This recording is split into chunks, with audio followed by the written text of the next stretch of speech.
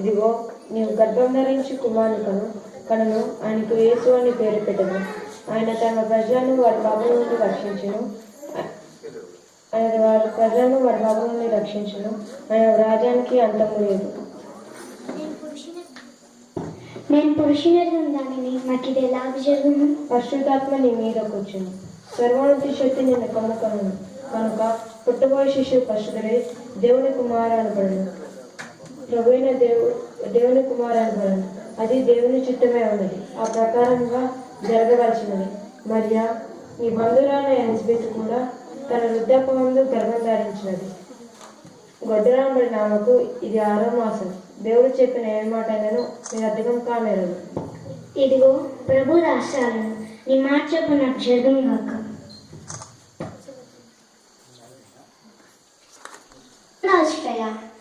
ఆయనకు యేసు అని పేరు పెట్టటయా? యేసు అనగా రక్షకుని అర్థం కదా. లోకరక్షకునిగా దేవుడు నన్ను ఎంచుకునేనా? ఇది ఎంత గొప్ప వాక్యం. ఎలిజబెత్ కూడా గర్భం దాల్చిన, ఆమెకి ఇప్పుడు 6వ మాసమా? బంధువులను మాకు కొబ్బరం లేదు, త్వరలేగి ఆమె కలుసుకున్నాం. అయ్యో, నేను నీతిపరుడైన యేసేపు నాకు ప్రదానం చేయబడిందాను కదా. మరి నేను గర్భం దాల్చడం గురించి అతను ఏమి తలుచుకున్నాను?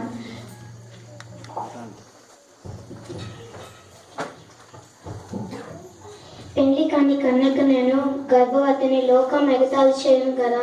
పుట్టుకో కుమారుని లోకం ఎట్లా అంగీకరించును? ఇదంతా అయోమయంగా ఉన్నది. ఏమైనా ఈ విషయాన్ని యేసేపు నాకు తెలియపరిచి ఎలిజబెత్ ఎద్దుకు వెళ్ళదను. ఆయన నన్ను వివాహం చేసుకున్నట్టయో లేక వదిలిపెట్టో అతడే నిశ్చయించుకున్నాను. అంతా దేవుని చిత్తమై ఉన్నది.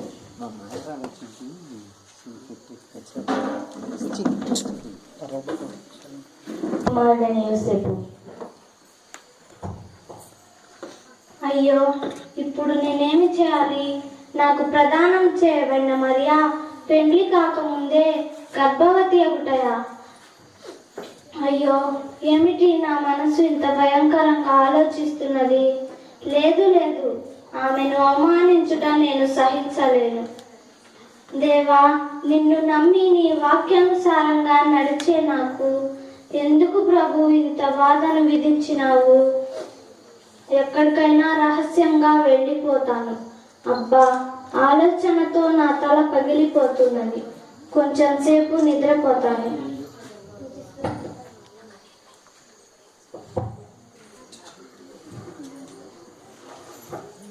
దావీదు కుమారుని యేసేపు, నీ భార్య ప్రదానం చేయబడిన మరియను చేర్చుకొనుటకు భయపడుతుంది.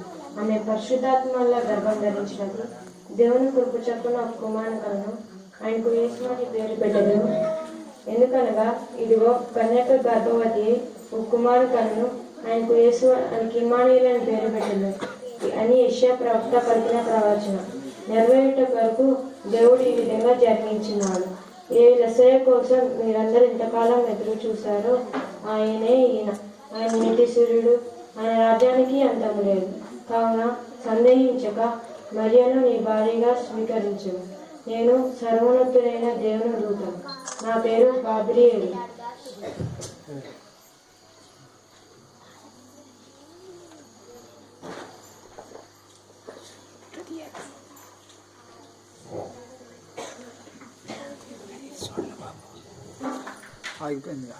తండ్రి యేసయ్యా, దేవుని మహిమ తెలిసి కూడా ఆయన చిత్తాన్ని గ్రహింపలేక మరియను అవమానించాను. నన్ను క్షమించు ప్రభు. యెహోవా మహాదేవ, ఆకాశమందు నీ మహిమను ప్రభావము కనపరచుము. నీవు జ్ఞాపకము చేసుకొనుట నరుడు ఏపాటివాడు? నేను ఏపాటి వాడను? నీవు ఇచ్చిన ఈ గొప్ప దర్శనానికై వేలాది స్తోత్రములు, వందనములు. నీవు ఏర్పరచుకున్న మరియా ఎంత ఉత్తమరాలు.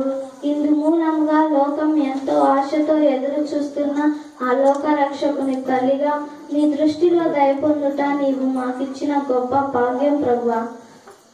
తెల్లవారగానే నీ దూత నాకిచ్చిన ఈ గొప్ప దర్శనాన్ని మరియకు తెలిపి ధైర్యపరచెదము. అంతా నీ చిత్త ప్రకారమే జరుగునుగాక తండ్రి. ఆమేన్.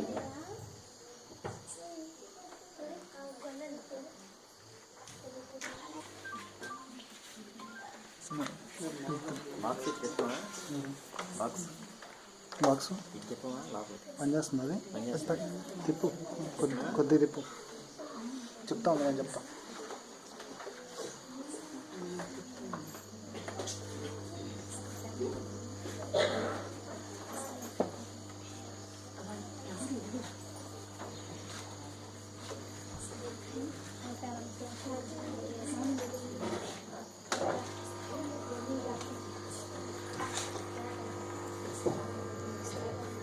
అమ్మా, నా భార్య నిండు చూడాలి, ప్రసవ వేదన పడుచున్నది.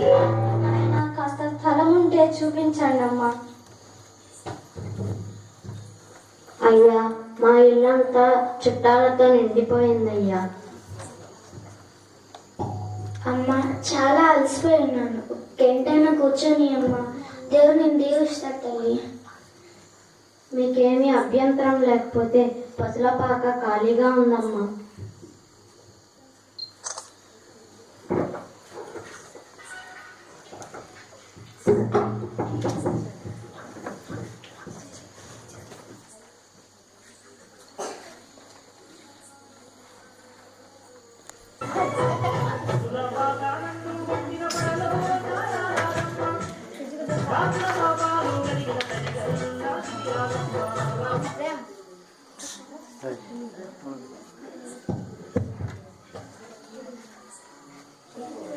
గట్టి పట్టుకో.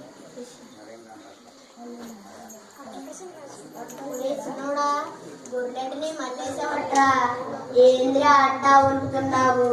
మా కాలంలో మేము మీ వయసులో ఉన్నప్పుడు ఎట్టా అవుతుండేటానో, ఎన్ని పనులు చేసేటానో.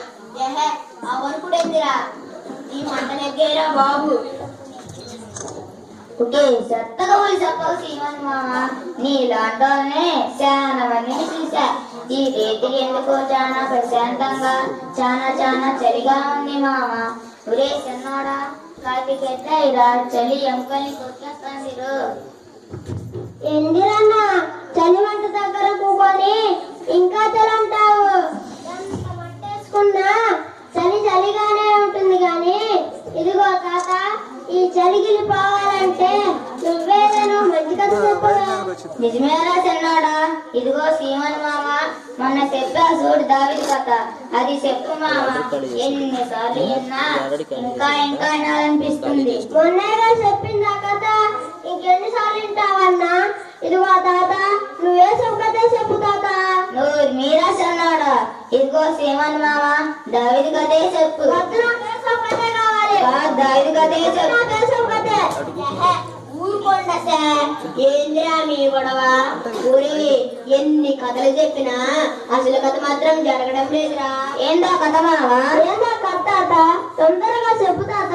అదేరా లోకరక్షకుడి కథ. మా తాత ముత్తాతల దగ్గర నుండి చెప్పుకుంటా వస్తున్నారు ఆ కథ, కానీ ఇంతవరకు జరగలేదురా. అయితే మావా, లోకరక్షకుడు పుడతాడంటావా? ఒకేళ లోకరక్షకుడిగా పుట్టిన మనసంటోళ్ళకి కనబడతాడంటావా?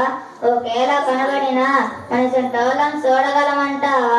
ఎందుకంటే మోసంతటోడే ఆ దేవుని చూడలేకపోయాడు కదా. మనసంటోడే కనబడకపోతే మనకో రక్షకుడు ఎట్టా అవుతాడన్నా? అయినా తాత, అసలు లోకరక్షకుడు ఎప్పుడు పుడతాడు, ఎక్కడ పుడతాడు?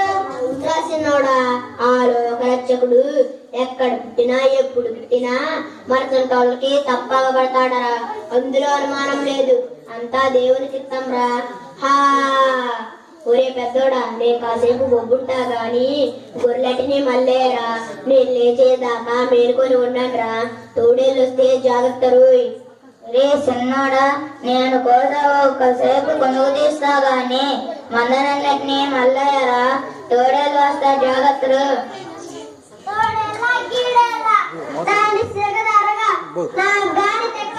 అంటే సంసోనన్న సింహాన్ని చంపినట్లు, దావీదన్న తోడేలు చంపినట్లు నేను కూడా చంపేస్తాను బాలేనా?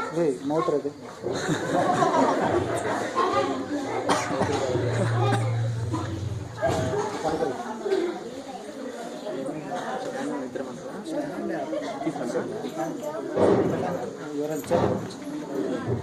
కులాలారా,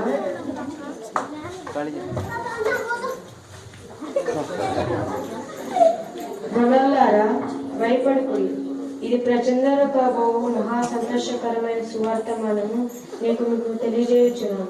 నేను దావీదు పట్టణంలో మీకు ఒక శిశువు పుట్టాను. దానికి ఇదే మీకు ఆనవాయిలు. ఒక శిశువు పట్టిగుట్టతో చుట్టబడి వస్త్రకట్లో పండుకొనింటే మీరు చూచారు. ఆయనే రక్షకుడు. దేవుని మహిమయు ఆయనకి ఇష్టమైన మనుషులకు సమాధానం కలుగును గాక.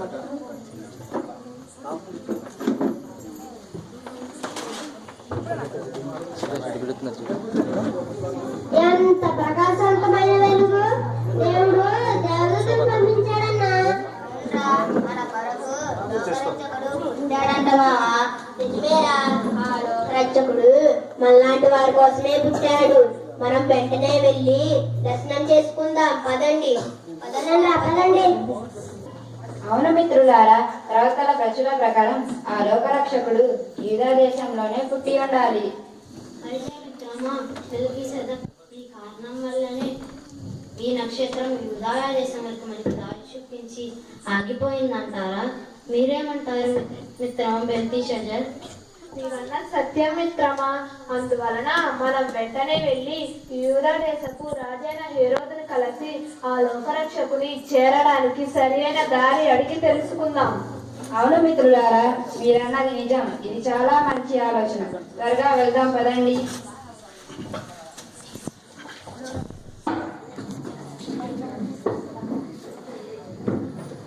మంత్రి, ప్రజలు మా పరిపాలన గురించి ఏమి చెప్పుచున్నారు? చిత్తం ప్రభు, తమరి గురించి చాలా గొప్పగా చెప్పుకుంటున్నారు ప్రభు. నేనే గొప్ప రాజుని. యూదా పరిపాలించే గొప్ప రాజుని నేను తప్ప నన్ను మించిన రాజు వేరే లేడు.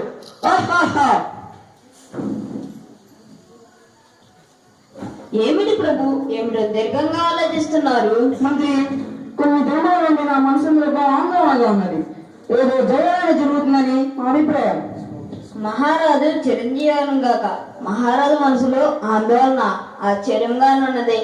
ఈ దైవజనం అని చెప్పుకున్న యోధ జనాంగాన్ని సైతం చేసిన రాజాది రాజులు మీరు. అటువంటి మీరు ఆందోళన చెందుటయ్యా? ఏమిటి ప్రభు మీ సందేహం? మీకు తెలియ రహస్యం ఏమున్నది?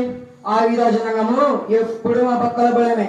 అయినా వారిని మంచి చేసుకోవాలనే కదా కోట్ల కొలది డబ్బులు వెచ్చించి నిపుణులతోనూ నిర్మకులతోనూ పనివారితోనూ ఆ దేవాలయాన్ని కట్టించి తిని ప్రసిద్ధి కలిసిన పాలరాయితోనూ శిల్ప ఔజన్యతతోనూ అలంకరించింది. ఇంత చేసిన ఫలితమేమి? ఆ యూదా జనాంగం అంటే మూర్ఖులు, అసలు భ్రష్టులు. మహారాజు శాంతవహించును గాక. ఈ యోధ జనాంగం ప్రత్యేకమైన జనమని మరియు సజీవుడైన యెహోవా దేవుని జనాంగం అని కదా లోక ప్రసిద్ధము. ప్రత్యేకమైన జనాంగమా? ఇందులో ప్రత్యేకత, దేవుల ప్రత్యేకత. వారి దేవుడికి ఎదురు తిరిగి తిరగబోయే జగన్ ప్రత్యేకత. వారి దేవుడు వారికి ఇచ్చిన ప్రత్యేకత ఎదురు తిరిగి చెరసాలని బబులోను మగ్గి తమ చావు తమ తెచ్చుకుంటున్న ప్రత్యేకత. కృతజ్ఞత లేని యూదులు. అయినా ఎంతో మంది రాజులు వారి జాతిని సర్వనాశం చేస్తున్నారు. అదే మాకు అర్థం కాలేదు మంత్రివర్య. ఏళ్ళ వారికి యూదుల గ్రంథం బాగా తెలిసినట్లున్నది. యూదులలో పాపులను నశింపజేసి మిగిలిన శేషాన్ని కదా ఉంచుతానని వారు దేవుని వాగ్దానం. అయినా వారు ఎంతమంది ఉంటే మాకేమి? మమ్మల్ని ఒక్కటే కలగం విడిచిన్నది. మహారాజును అంతగా కలిసి పెట్టే ఆ విషయం ఏమిటి ప్రభు? మీకు తెలియని ఉన్న మధ్య మేము దేవాలయం కట్టించిన వాటి నుండి ఆయుధ ప్రార్థనలు మరీ ఎక్కువైన మాట. విమోచించే మెస్సయ్య త్వరగా రావాలని మన అస్సాంను విడిపించి వారికి ప్రత్యేకమైన రాజ్యం ఇవ్వాలని కదా వేగుల వారి సమాచారము. అయినా మనం ఇంత ఖర్చు పెట్టి దేవాలయం కట్టించి ఇచ్చినా మన మీద ఎంత విశ్వాసం లేదు. కృతజ్ఞత లేని యూదులు. కైసరై గుప్తి జనాభా లెక్కలు రాయించాలండి. ఆ యుద్ధ ప్రార్థనలు మరీ ఎక్కువైనవని వేగుల వారి సమాచారం. ఆ వచ్చేవాడు మమ్మల్ని ముంచుతాడేమో సందేహం మా మంత్రివర్య. మహారాజులకు ఇటు సందేహం కలుగునేలా? అటువంటి మెస్సైలు ఎంత మంది వచ్చినా తమరు ముందు నిలవగలరా? మహారాజు తమ కలత మర్చిపోవద్దురు గాక.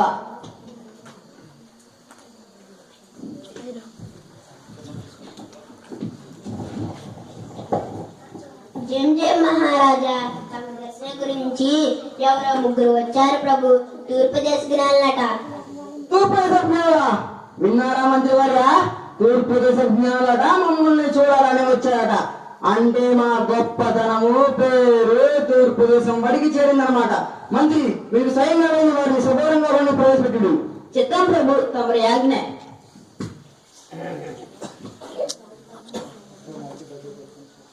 వారికి జయము జయము. దేవుని కృప వల్ల తమ చిరంజీవుల సాగుదురుగాక. కాలజ్ఞానులారా, ఇదే మీకు మా ఆహ్వానము. మీ నామధేయము లేవు, మీ రాక కారణమేమో సెలవు ఇవ్వండి. నా పేరు జాస్పర్ ప్రభు. నన్ను బేల్తి షజర్ అంటారు ప్రభు. నేను మిల్కీ షదకర్ ప్రభు. మేము ముగ్గురము తూర్పు దేశపు నుండి వస్తున్నాము. ఆకాశంలో అవతరించిన నక్షత్రాన్ని చూసి ఇలా వచ్చాము ప్రభు. ఉందతారయ్యా? అవును మహాప్రభు. చెలించు ఆ తార ప్రయాణాన్ని మేము గమనించుచు బహు దూరముగా ప్రయాణం చేసి ఇక్కడికి చేరితిమి. ఆ వింత తార ఆకాశంలో అవతరించిందంటే ఎవరో గొప్ప రాజు జన్మించి ఉండాలి. అవును, ఆ నక్షత్రం చూస్తున్నా ఆ పుణ్యపురుడు అవతరించనేమో ప్రభు. ఇంకనో మాకునో తెలియలేదు ప్రభు. అవునవును, మహామంతుల ఆలోచన సమయస్ఫూర్తిగా ఉన్నది. ఆ రాజు రాకకై మనము ఎదురు చూసుంటుంది కదా. ఆయుధ జనాంగం భక్తులు ఎదురు చూస్తున్న అవతార పురుషుడు నేటి గురించి అన్నమాట మంత్రివర్య. ఆయుధ రాజు జనాంగం గురించి ప్రవర్తలు ఏమి ప్రవేశించడం పరిశీలిద్దాం. ఎవరక్కడ?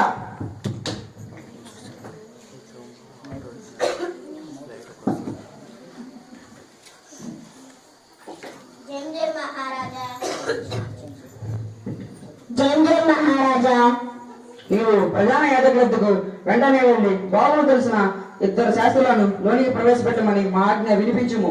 చిత్తం ప్రభు.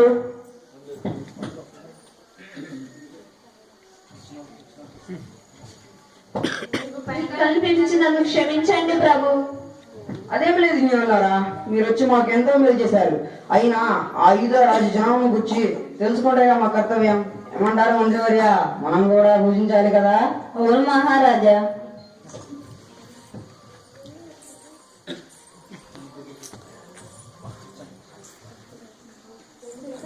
మెస్సయ్య జనం గురించి శాస్త్రులారా, మెస్సయ్య జనం గురించి ప్రవర్తలు ఏం ప్రవేశించినారు విన్నావా? యూదుల రాజట బెత్లెహేములో జన్మించినట. ఎంత నక్షత్రం ఉదయించినట. తూర్పు దేశజ్ఞాలట ఆ లోకరక్షకుని దర్శించగా వచ్చినట. ఇది జరగడానికి వీల్లేదు. మంత్రి, మీరు వెంటనే వెళ్ళి ఆయుధ జనము మరియు అజ్ఞానం తెలిసిన ప్రచారము బయటకు వ్యాపించకుండా చూడుడి. చిత్తం మహాప్రభు.